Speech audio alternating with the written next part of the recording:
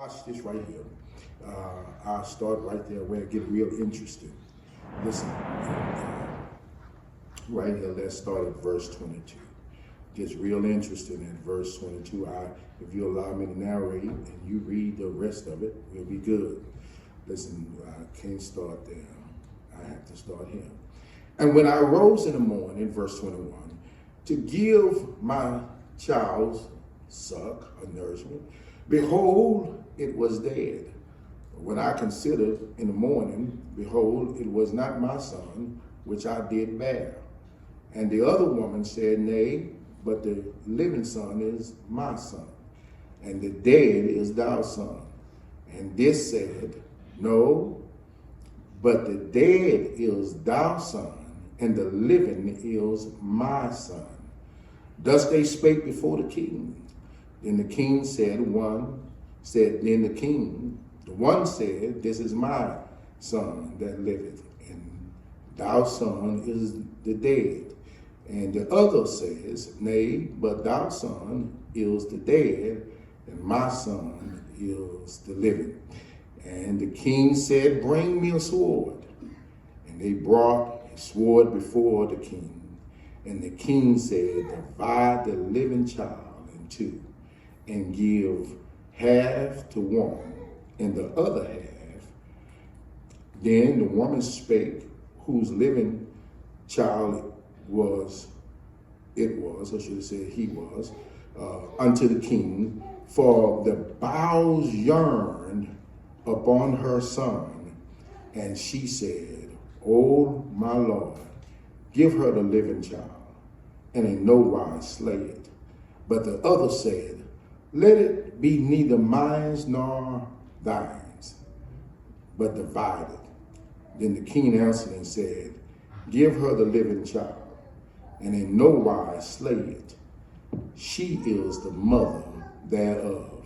And all Israel heard of the judgment which the king had judged, and feared the Lord, for they saw the wisdom of God was in him to do judgment. Amen. I want to talk about just a few minutes, and I'll give you these points, run them over, so you can know that I ought to be passing on to the next one. If I get bogged down in it, if I get bogged down, then you'll know Pastor got bogged down in a point. Amen. I was going to do a couple of videos, but I'm not going to do that. I'll mention them in terms of that. Watch this. Here go the point right. Here go the reason why we ought to mother. Just a few. Listen, she gives birth in spite of her disposition. The other one is, in verse 2, point 2 is, she experienced discomfort for your living. The other one is, she denies herself for your survival.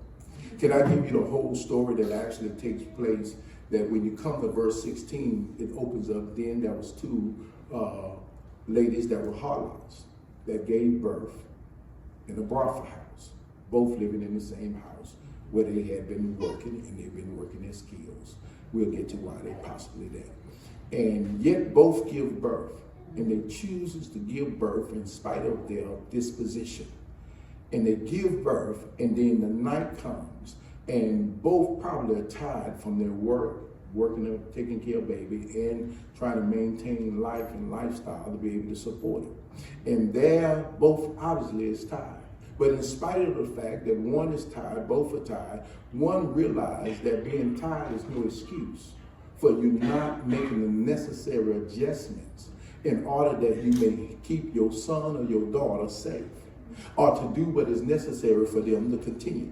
So they go to sleep. One is so tired and so unconscious of the fact that she's just not a woman no longer. She's a mother, that she falls asleep, smothers her baby, wakes up and realizes that she smothered her baby, picks up her baby, walks over to the woman that has made space and made the sacrifice, the adjustment, in order that her son may live. And so therefore she moved and switched. I loved in terms of this story. And then here they come both arguing in terms of whose son is who.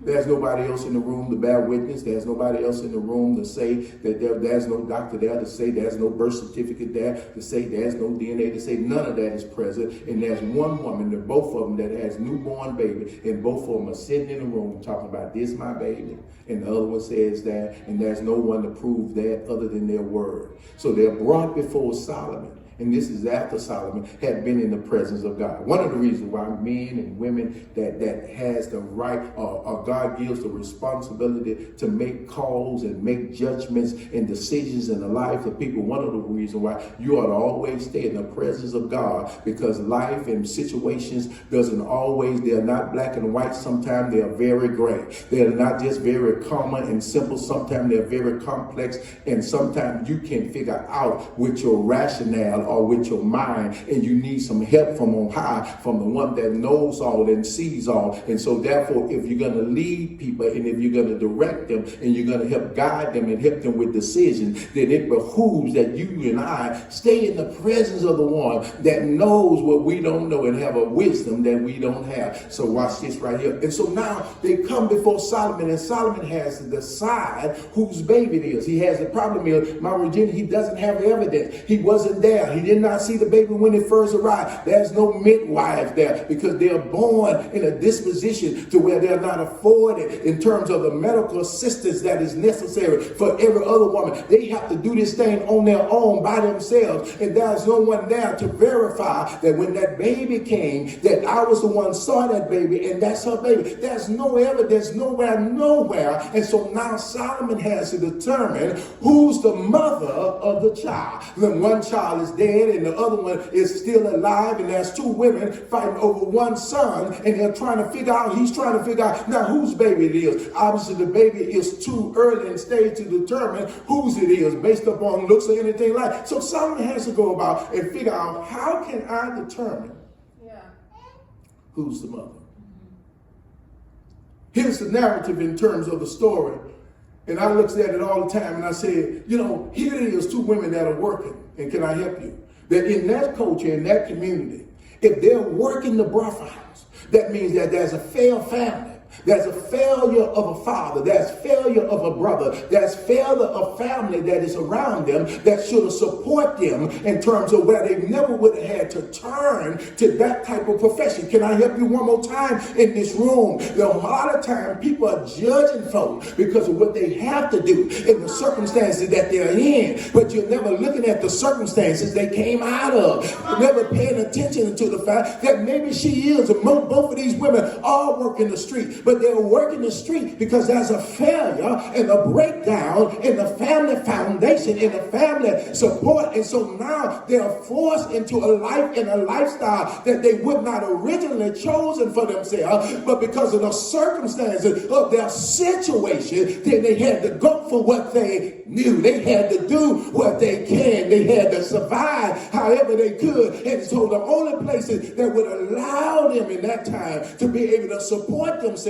was they had to give themselves, because there was not career women like we have today. There was not educational systems that were set up to educate them. There was not a system that would allow them. They could not even own property without a man being involved. They could not run a business without a man being involved. Can I help somebody in here? And so there's a failed system. There's a failed social system for them. There's a failed family system for them. There's a failed political system for them. And they are suppressed in this place in terms of, here it is, women that can give honorable and that is called alongside of a man, but yet somewhere in man's mind he can create a system that disallow her and disavow her. Somebody in here, can I help you one more time in this room? Now if God, and I got to go here, if God sent a woman to help man, then why is it that she has to be behind him, less than him? Why is it that she cannot be honored like him? Because that ain't never came from God. That comes from a system in terms of man and man's system, and the brokenness of our government and the foolishness of our family system that creates these things in terms of hierarchy of humanity. We are all was born in the likeness and image of God. There's no hierarchy hierarchy in terms of humanity. There's only an order of humanity. That man is leading, not because he's the best. He's leading because God has given him a position to lead. It's not because he's better. It's because it is his position. And the system is broken. The father is not present there, because if he was, then that means his daughter should not be working in it. The brother is not there, because whenever the father did not do the responsibility, it fell on to the eldest brother and it passed down. They had a family system that would support the family. But oftentimes, because there's a breakdown in the father's situation, now it's a breakdown in the daughter's situation, and now she's in a situation, and versus people trying to help her and figure out her circumstances, there are people that are judging her because of what she had to do in order to do what she had to. I know some of you read this story before. I know you're saying she ought not be a mother because of her career choice. But I'm glad that the story is here, because it teaches us something. That it doesn't matter in terms of a mother's disposition. That there's something in her that still has the courage and still has the fearlessness to give life and to give birth regardless of her disposition. Maybe the dispositions of many of our mothers are not extreme as this one's. Maybe they've had the family. So without other dispositions in terms when mothers have to, in this week that we're dealing with Roe versus Wade, when we're deciding, when the judicial judges are deciding whether or not they should tell a woman whether or not to or whether or not to. I'm not in that. I'm not in that argument. That's their argument. I believe whatever you do, you better check with God and check it off.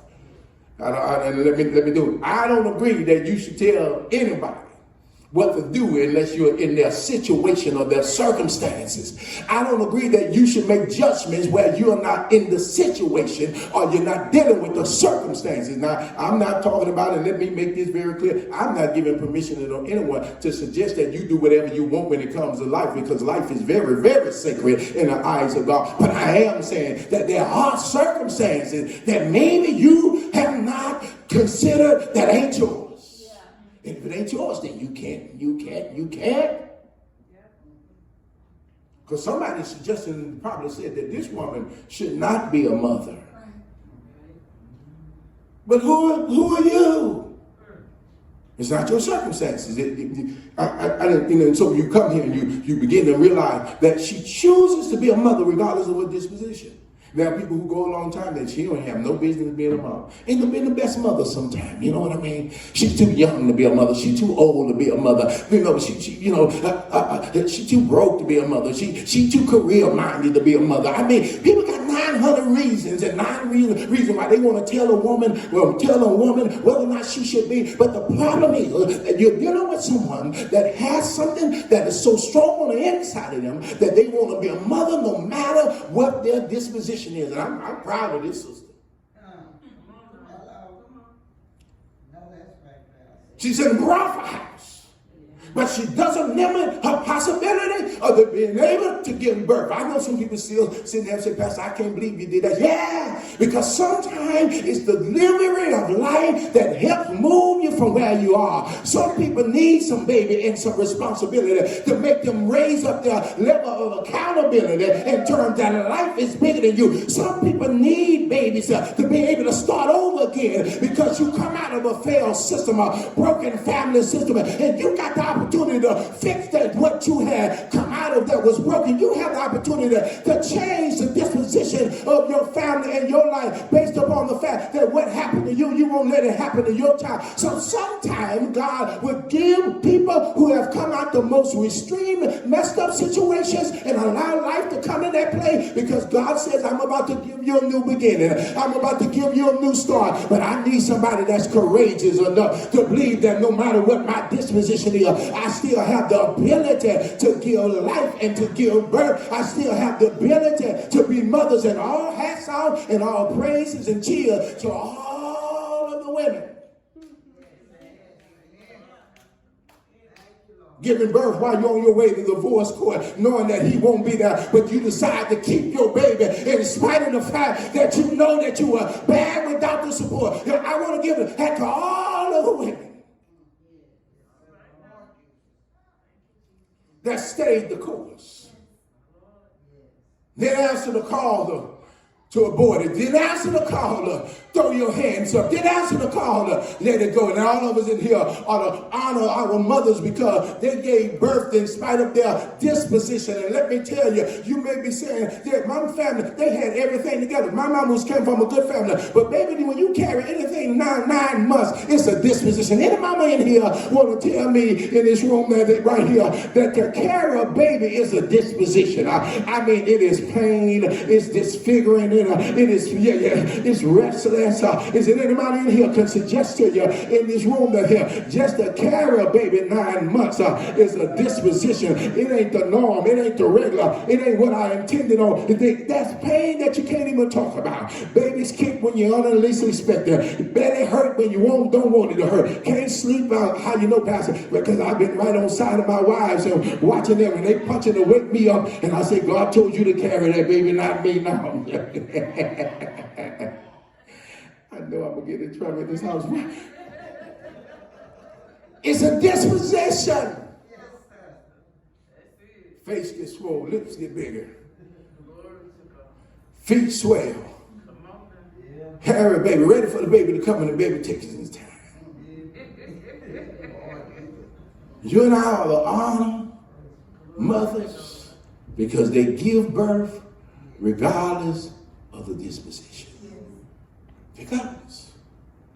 You didn't arrive here without some pain. I know they got epidurals now, but before they can give you epidural, you're going to walk through some of that 9 months hurting. You walk through some of that. The doctor can rescue you in delivery, but it's the fact that you've been walking 9 months with this thing hurting, or this baby, this angel. Hope this baby hurry up and come. But there's another reason, Gal, that I see in the text. This woman has the disposition of life, break down the family, and yet she has the courage and the belief that no matter who I am in this moment, that I still can give life to a baby. I can still make life better for somebody else other than myself. And that's the first, and you start watching. There's some people in here, and I need to do these bases because this is the first base. That if your mother at least got you here, and if you're here, she got you here. That's right. Maybe daddy, baby, but I guarantee you ain't nothing maybe about that mama who carried you 9 months in that mother. You know that if you're here, that's your mother. You know, and that's one of the reasons that that's what people say, after she got me here, that's all she did. Maybe that's all God needed her to do. And he had somebody else could do the rest. You ought to thank God. And the one reason why I ain't got no honor for her, I ain't got nothing. She left me, she gave me up for adoption. Baby, can you stop and pause? That if she got you here, that may not be enough for you, but I guarantee you, had she aborted you, then you wouldn't even know in terms of whether or not. So you ought to at least thank her and honor her the fact that she at least got you here. I know there's some more tears of nourishment and all of that, but you ought to at least thank her that you're here, and to whoever else sustained you and blessed you and kept you and nourished you, you ought to be able to be glad that she carried you. So there's no reason why mothers, I don't care what they do. I don't care what they do. They don't care. I don't care. And I know people don't like it. I don't care what she may be doing now.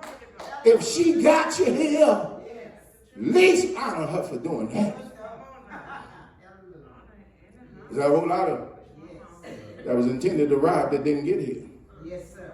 There's a whole lot of them made it to the surgical process of releasing them, and a whole lot of them been dropped in the back of trash cans, and yet she cared enough to at least get you here safe.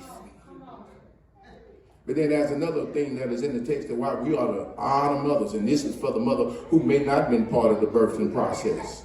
You don't have to be a mother in every context in the birthing process. You can be a mother at the point of the nourishing process.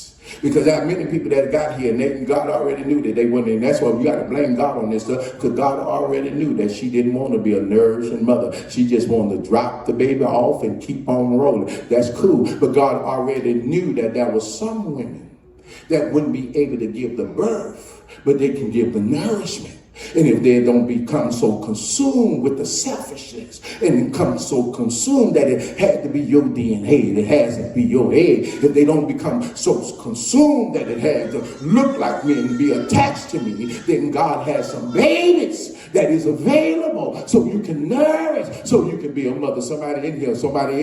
Now, watch this right here. See, she don't want to be a mother, and yet God has allowed her to be. But some circumstances biologically have kept you from being one, and yet God is still allowing an opportunity for you. But you got to broaden your horizon. You got to open your eyes bigger than in your front of your face, and you got to begin to realize that if God had one woman that didn't want to be a nourishing mother, and God didn't allow me to be a birthing mother, then maybe I ought to kind of lean or come over to the fact that what somebody else didn't want to nourish, I would nourish. And when I could not birth, they have given me the present to be able to do it. So the opportunity to be a mother is never not available.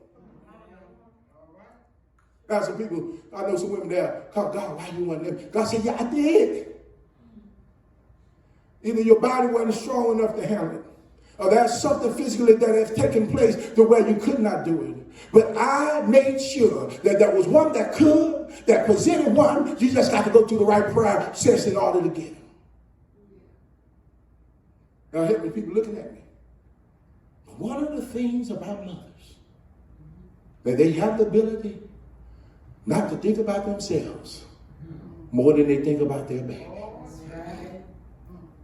It's right there in the text. The text says, both of the women that was in that house that was sleeping, one slept and smothered her baby, the other one stayed awake. And we didn't stay awake, but she made the necessary provisions for her baby to live. Watch this right here. I was loving when I was dealing with this text, because you know what it meant, Cal, in his room? That in order for that woman who was in a birth house, and there's a small space that is available to her, there's no bunk bed, there's no crib for her. They're in circumstances where there's no bunk bed, there's no crib. There's no baby room. There's no additional room. The only room available is the one that she had in that bed.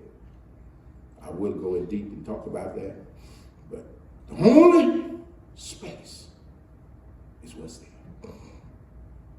Even in that, I know y'all are sitting there judging that woman, but ain't nobody asked about who the daddy is yet. Right.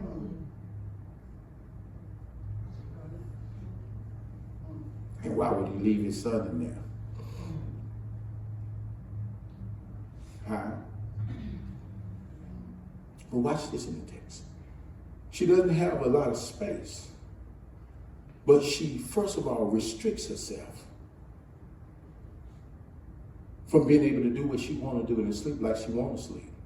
Somebody in here going to catch that. The pastor ain't talking about just in that bed space. He's talking about in the living space of life. That when you want to survive, you want to make sure that your son or your daughter is able to live in a healthy environment of parenting, you restrict yourself. You don't be all that you want to be. You can't go where you want to go. You can't act like you want to act. You can't dress like you want to dress. You restrict. And I need to preach that, because that's one of the things that's getting on my last nerve. And I know people there, I'm tired of living in a place to where women no longer, and I'm going because the women, y'all are the mothers, but fathers too. Y'all, that's coming on Father's Day, where you don't want to restrict yourself so that your son or your daughter can have a healthy environment of living, all because you decide that you done got to a certain age and you can do what you want to. Now, if you're going to be a mother, you cannot do what you want to. You cannot dress like you want to. You cannot act like you want to. You cannot go where you want, and you can't be what you want.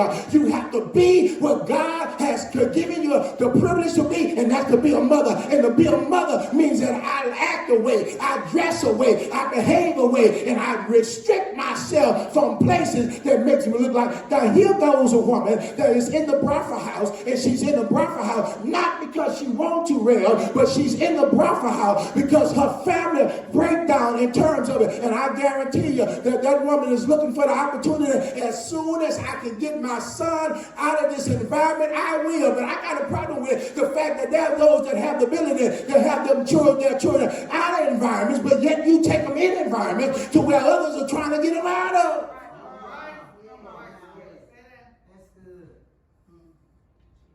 Being a mother means that you take on the responsibility. It ain't about you. Tired of hearing these narcissistic, I don't supposed to say nothing about mothers today, but I ain't talking about their mother. I'm talking about the one that becomes so narcissistic. You don't care what your children see you do. Don't care what your children hear you say. Don't care how in terms of how you operate. Something wrong. Something's wrong. That's you get in woman business. Yeah, because I'm a man and I'm a father and I'm gonna be in that business as long as my children log where one is. Something wrong. And more, we're living in a culture. Mothers don't have to look like mothers. I was at school. True story. I was at school. Christian had left his key at my house. He had been hanging out with Pastor. He left his key at my house. Jazz said, Pastor, Christian left his key. He need to get home after school. Can we get it? I said, I'm going to bring it by. But the day was having moms and muffins. I went to take him his key. And while I was waiting on Jazz to come out from moms and muffins, I was watching people go in. And I'm just going to tell you one thing. And I was looking at it, I was saying, something wrong.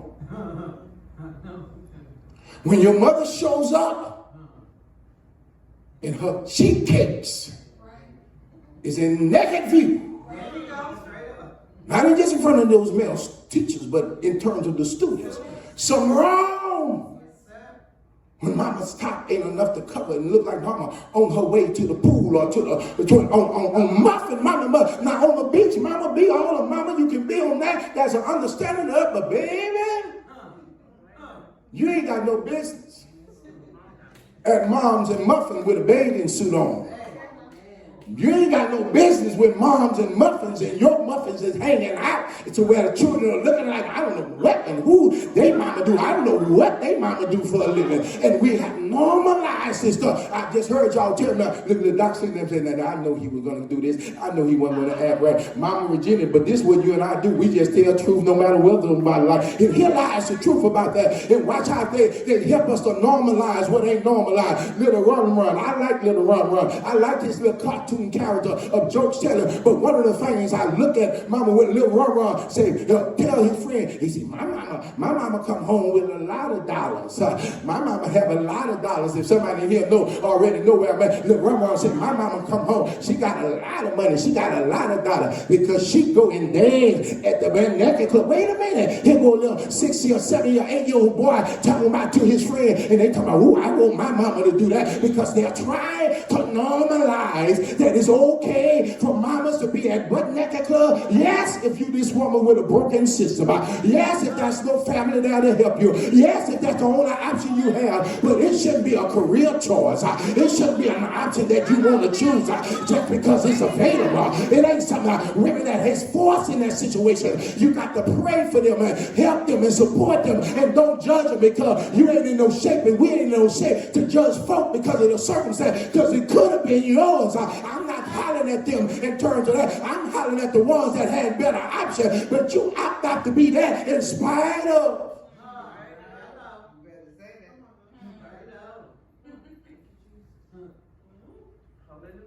I tell you, it was truth.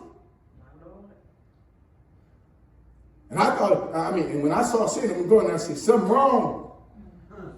I think Dr. Shepard helped me. Dr. Shepard said, Pastor, don't be hard. This is a generation of mothers who fathers and mothers was in crack houses.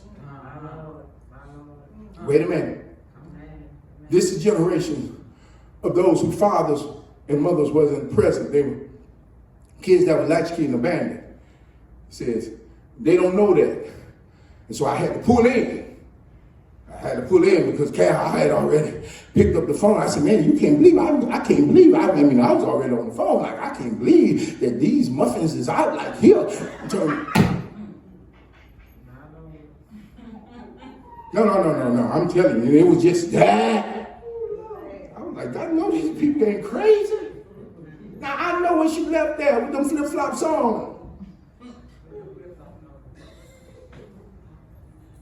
I ain't trying to judge, and I thank God for people who pulled me in, because I was saying, now I know she knew better than that. She, because now I'm thinking about the kid who now has to answer the other kid, and this is what people don't be thinking about. She grown, she can do what she wants, but what about the kid who has to answer? That's about to be ridiculed and felt bad. About to be name calling, and then when little Johnny get in a fight because somebody that called mama what they saw her look like, now little Johnny then start a fight, and now the school have said he got behavior problems. No, little Johnny ain't got no behavior problem. Little Johnny got some family problem that needs more than a teacher to educate him. He needs a family and a system of support that will help little Johnny and his mama and his circumstance. So here go this woman right here. The reason why you got to respect her, because she restricts herself. She created boundary lines. A boundary line. I can't lay this far. I can't go this far. She created a boundary line. What happened to the boundary lines?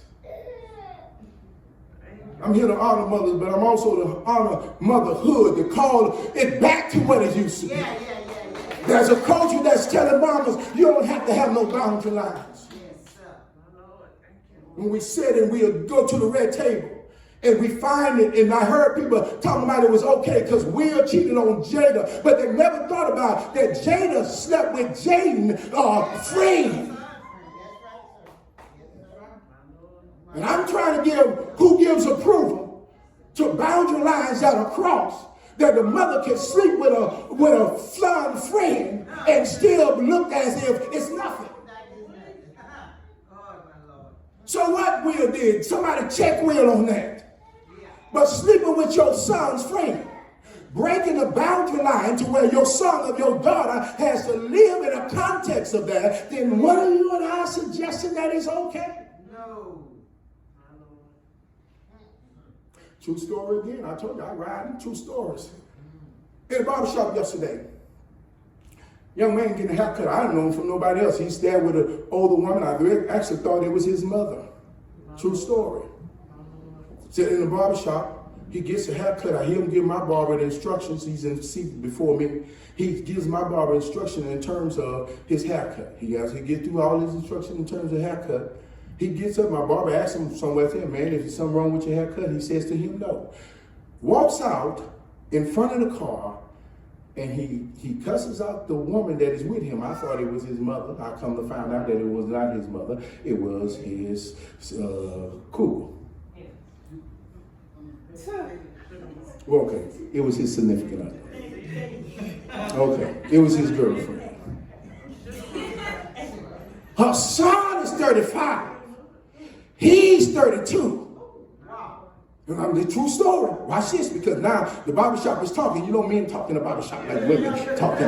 Okay. So now Reggie goes out. He goes out. If they hear that, they'll be talking to Red. Red will be telling what happened in the shop. Watch. Reggie goes out to get ready to tell him or tell her, because she doesn't speak to Reggie. She doesn't really speak to anybody. And then all of them for me, because her son, she raised her sons coming to the barbershop. And then Reggie said, wasn't that so and so? And then Jay said, yeah, that was her. He said, man, she didn't even speak to us or nothing like that. He said, wait a minute. So when he opened the door, we heard that cursing.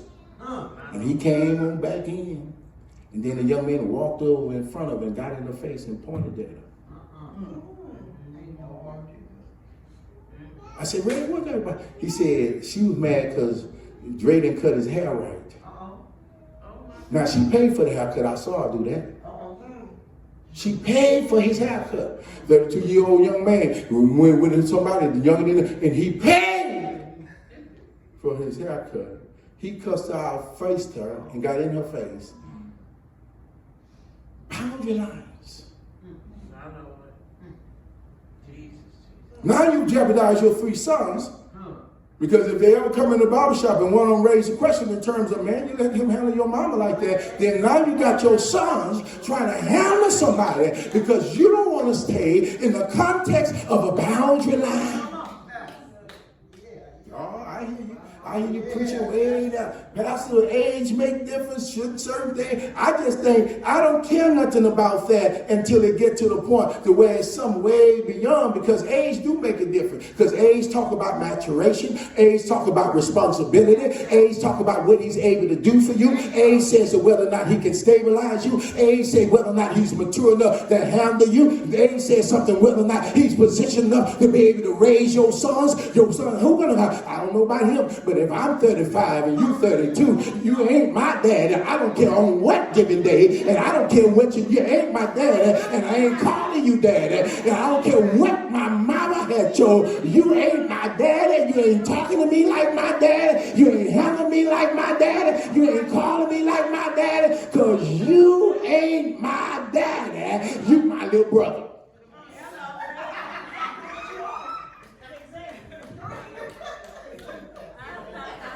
But mothers are so busy trying to satisfy themselves, they forget about their sons and their daughters.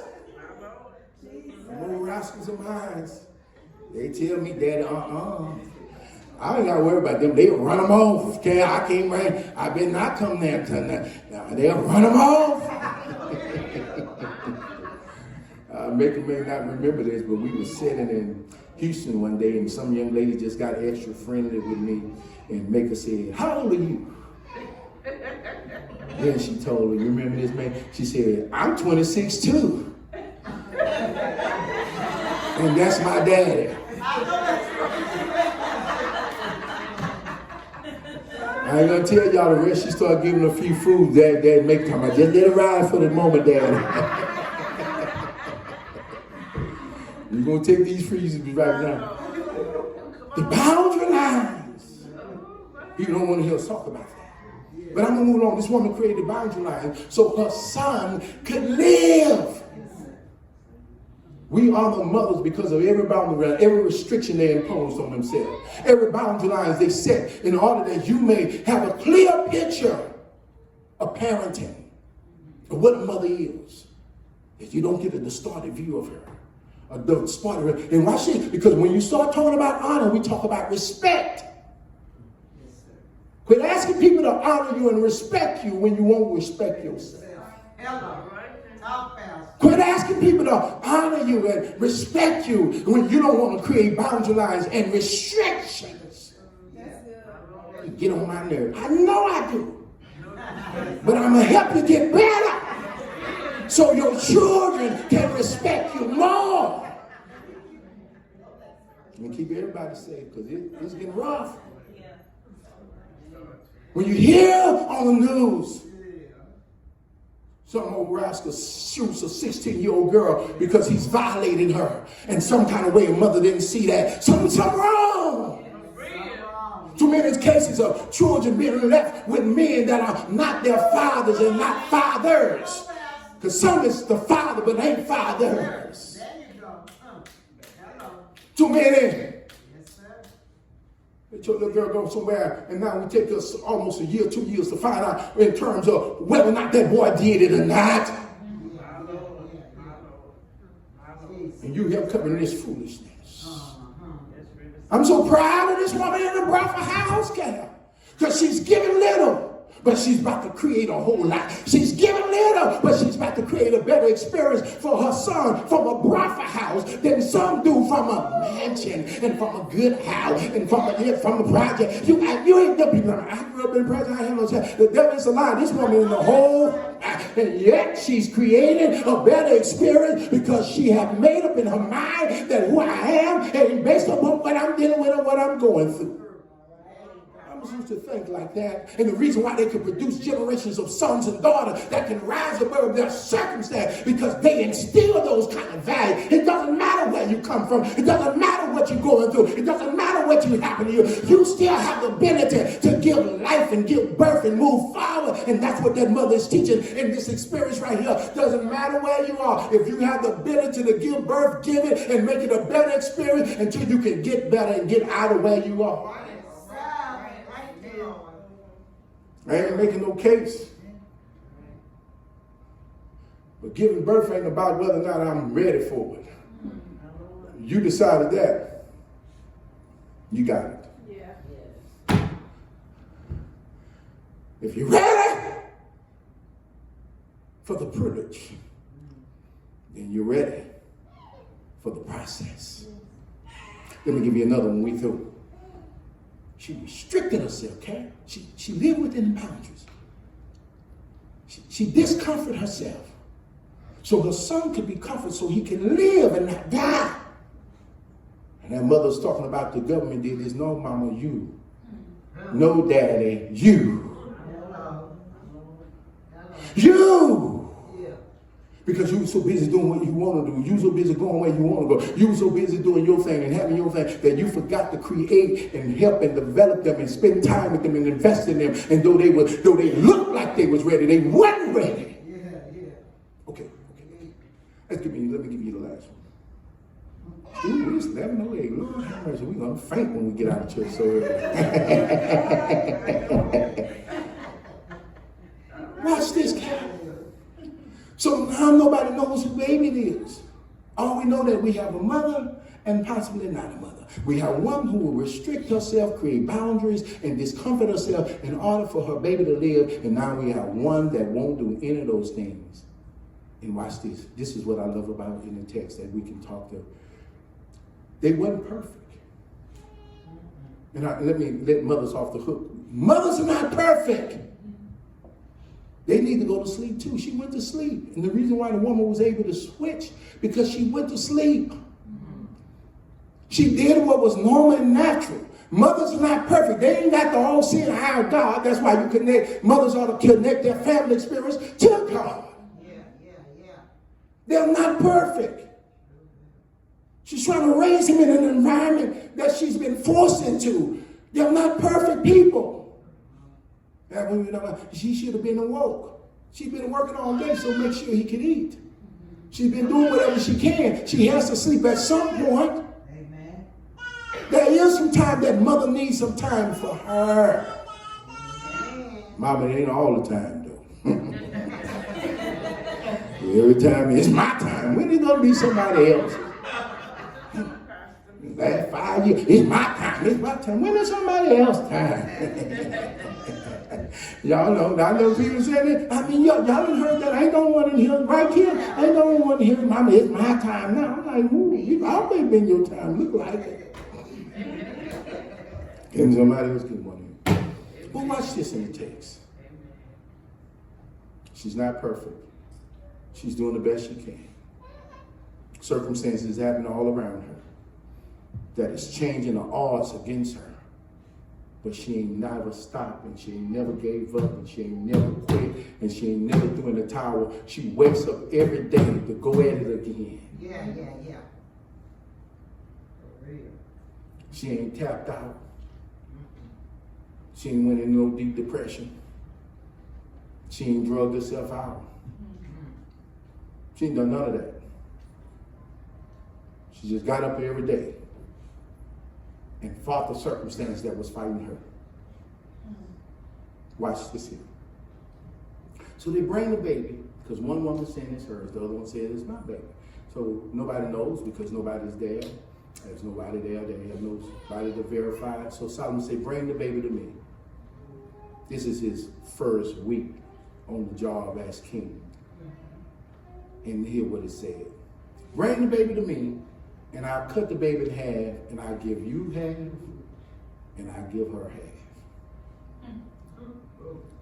See, there's a lot of people today, and I didn't want to do this, but you already know I bailed out some others in terms of responsibility, in terms of that. I bailed out some of them. Thank God they keep the baby here. But there's people and some mothers running around here hollering that they mothers. And they never been.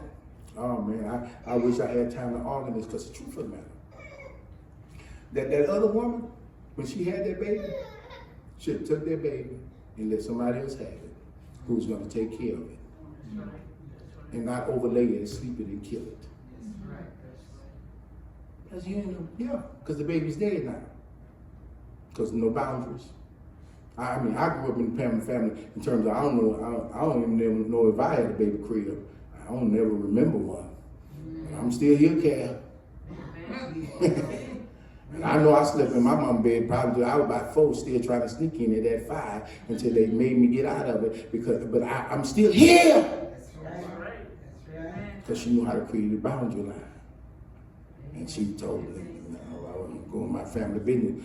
But when cats talking about they come up, now my baby in this bed with me, you ain't coming here tonight, you get home. See, those are things you hear your mother say that reminds you. She knew that boundary line. Watch this here. So someone said, cut him at home. Now, the woman who's not a mother, and this is why I'm saying she ain't no business being a mother, because if you're willing to kill a kid to satisfy you, that's something wrong. You're not a mother. Somebody in here one more time in this room, people don't want to hear this, and people don't like it. But here lies the truth. If you're willing to kill a kid to satisfy you, Jeff Foxworthy would say, you ain't no mother. And it's true. People right around here hollering about for whether I them. Listen. The woman says she don't want that baby. Listen. Because he allows a larger argument of that if you force her to have it, then what you going to do? Are you going to be there when she deliver it? And are you going to be willing to take care of it once they get here? So America, as we're telling these women what to do and what not to do, I want to make sure that you're creating a system that won't be broken. And here lies the truth about our government. I guess I'm on this. I better not say nothing about our government. But watch it. They want the brokenness of a family so they can have a class that they can always oppress and they can work for cheap. They want a class that won't be educated. They want a class that won't have strong foundation. They want a class that won't become business competitive to them in the marketplace so that they can keep working for them for whatever they want to give and keep on having 1% that has money and the rest of them that doesn't, that's struggling to have it. So yeah, make her have a baby that becomes my work slave. So that's what people won't say. Make her have the baby. So it's a broke down system of poverty in America that keeps on funding this machine. Make her have it. Yeah. So one more time. For a system who talks about taking people off of welfare, these are mothers that, yeah, but mothers have to contend with it. For a system that constantly threatening to take women off of welfare, but yet you're going to force me and make me have a baby that you ain't going to help me with. And you ain't got no funding for. And I don't know where the daddy is. Come on. That's it. That's the truth in there. Pastor, you pro? No, I'm pro-life. For everybody. For the mama as well as. This is what they do. It's right there in the text. Last point, we out of here. She denies herself for the survival of her child. Here's what the woman says. I would deny everything I want. You know this woman had to really want that baby. Because she had him in circumstances and situations that normal people would have said, no, I can't do this. It's impossible for her to know the daddy because her job is to service men. Right. And she don't know which men that's before you can't go find, you can't go, none of that is available. There's no way to figure out whose the daddy is. She's alone. But she obviously really wants this baby. Because she doesn't get rid of him, Montel. And then she has to go through all of this. And she hears the woman says, cut the baby in half. Give me half and give her half. Oh, Lord, I want to talk about the illogical with some people, that they become so selfish, they be just illogical. You want a dead baby, lady? You really want him to cut the half of a baby and give you, what you going to do? Eat the baby? You accountable? Because you can't do nothing else with the baby. Well, I'm trying to figure out. That's just how crazy it is. Cut the baby in half. And I know that mothers in talking about, that's stupid, Pastor. But be careful. Because some of the decisions we make, we're cutting our kids in half. That's good. That's the truth. It's true. Amen. So that we can appease ourselves, so we can satisfy ourselves, so we can get what we want. So, you know, and they bargain. And I hear them talking about, I ain't gonna do like the generation before me. But baby, you heal and you healthy and you're in better shape. You somewhat healthy, because you crazy to think, after all that's been done for you to get where you are, and now you're going to turn around and do something opposite in terms of something that worked to get you here and stabilize you. I ain't staying in no crazy marriage for no children. So you suggesting that the other man or the new man is more important than your children that you're going to? Uh-oh, see that. Folk business. I'm trying. Yeah, come on, Pastor. I ain't staying. Wait a minute. That's why I get on people's nerves. But that's all right, as long as when at the end of the day we've accomplished what we need to accomplish. That's right. Now, if he ain't beating you, if there ain't no threatening to that in terms of that, you know, if he's cheating on you, then you do the necessary stuff in order to stop him from cheating. You want to know, just, I'll tell you. I'll tell you out the church, off the mic. I'll tell you how to stop a man from cheating. Amen. Every now and then, you go to some y'all, so y'all don't need to have me on here. Because somebody gonna charge me for this stuff. I ain't gonna say it. But I don't know that lady name. What's that name? Bobby or something? I don't know. But if that's it, you know, obviously. But think about your children. If you can. If it ain't sending you to jail, stay. He ain't hitting you, stay. If you can hang in there, stay. That's right, Pastor. But don't run out, because you're so busy trying to satisfy what you want and not think about what your children need. One more time in this room. Because baby, everybody fall out of love with somebody. For real. And then when you get there and find out they weren't even worth it. Now your children man. Somebody raised this question here, and I'm going to my seat. They deny themselves so you can survive. Because you don't know who you're going to take your kid. You don't know what pedophile, you don't know what person that will have some rape. You don't know who you're connected with. And everything that look good, shine, go, dress up, and things like that, and don't have a record doesn't mean that they don't have a propensity to something. That's right. Yeah. That's right. Amen. You sure right, Pastor. I watch my daughters diligently. I ain't playing with nobody. And I let people know I ain't playing with nobody. I let people in their family know I ain't playing with none of y'all. And you can play if you want. You want to need God, the Holy Ghost, and everybody else. That's why you're living. Because we're not thinking about, it's time for me to be happy. No, when they get out and they on the way to college and you can get them there, then think about it at least then. That's right. Because you all in women business. Come on. I'm in the father's business. There you go. She denies herself. You hear what this woman says? She can have the baby. Yeah. Knowing she's a killer. She can have the baby. Yeah, I said it. She can have the baby. But what I won't let you do is kill my son when I have a decision in it. There's going to come a time when you don't have a decision. But while you have a decision, you will not kill my child when I have a decision. And if that decision means I don't get what I want and I have to deny that I'm his mother, then let her have the child. But one thing you don't do is kill my child. I'm going to my seat.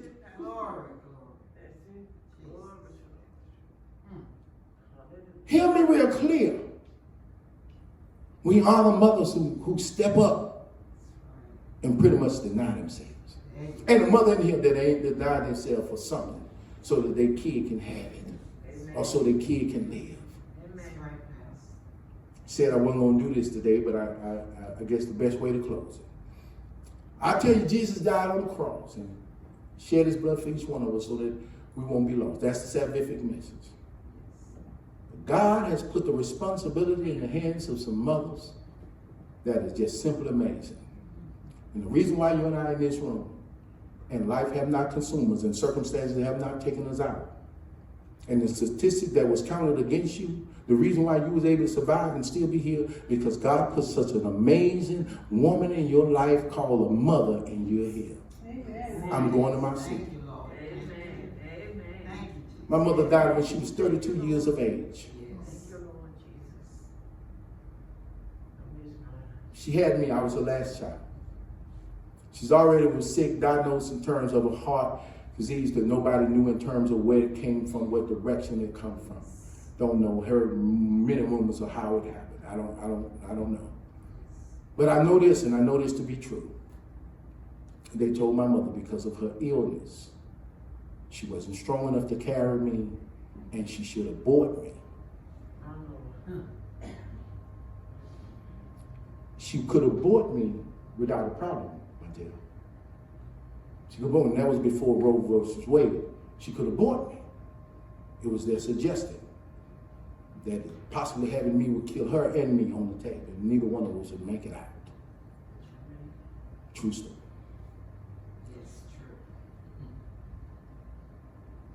For 6 years of my life, I had my mother. And I understood that I was here, my dear, because she didn't decide to abort me. It's kind of like this woman here. Probably should have, but she didn't. And you talk about nourishment, woo. In all honesty, I said, God, you had to take her because I'd have been so spoiled. Nobody would ever deal with me. I'd have been rotten to the core of everything, anything. I was on my way being just straight terrible. I mean, all the way, like, that's my baby, that's my baby, that's my baby. I remember one whooping, Montel, and that's because I picked up a cigar when I was about 5 years old, off the ground, put it in my young mouth. She tore me up, and I couldn't understand why this woman whooped me for that. All this other, I've been ramming the neighbors' doorbell, I've been jumping on little people's children, and neighbors, and all I've been doing, all that. You never gave me not one whooping, just told me, get in that house. Why did I come to learn that one of the things that they believed that somebody had gave her something, that they had done something to her heart. And she never wanted me to touch or get something that somebody was passing or somebody else had that I didn't know where it came from. I didn't know why I got that whooping, but I sure got one today. I knew she whooped her because she whooped the Moses one day. But Cam, right here, we're here. There are people, if that doctor would have, if she would have listened to that doctor, I wouldn't be standing up here now. That's right. I think that God is the best judge. Yes, he is. And the best determiner. Who should be a mother? I want to say one more time, thanks to every mother. If you leave out here and you can't honor your mother, then there's something wrong with you. And I want to tell you directly, I'm saying something wrong with you. Because if she birthed you here, no matter whatever else she's done enough to get you here, and you ought to honor her for giving you birth. Amen? Yeah, if she ain't done nothing else, you got 900 reasons to be mad at her, tell her this. I'm mad at you about 900 things, but this one thing is enough, because I have time to forgive you and start life over again and have a family and do different. So you got a reason. If she's discomfort herself for you, Mama Jean, children don't think it, they don't see it. Mine be telling me like, you supposed to do it. I said, nah, I'm gonna do like what you see them other people do. I'm gonna do just like them. That's what, there you go. So there's another option. When I get to Father's Day, I talk about how many absent daddies are in lives and how many daddies ain't trying to raise no children and definitely ain't trying to do it by themselves. Contrary to popular belief, Mama don't have, she didn't have to do anything. She didn't have to have you. She could abort you. She didn't have to discomfort herself so you can have and give you life with him. She could have done that. She could have been selfish like the other mothers. She didn't have to deny herself, but she did. Yeah. And every one of us out of here ought to leave out of this room finding our mothers and grandmothers and great-grandmothers who we saw them visibly do this stuff. and thank them and honor them in a way to where they know that we appreciate that the fact that they didn't abort us and they discomfort themselves and the fact that they denied themselves so we can be here. Have they been perfect? No. Neither will you be at it. No. Amen. Amen.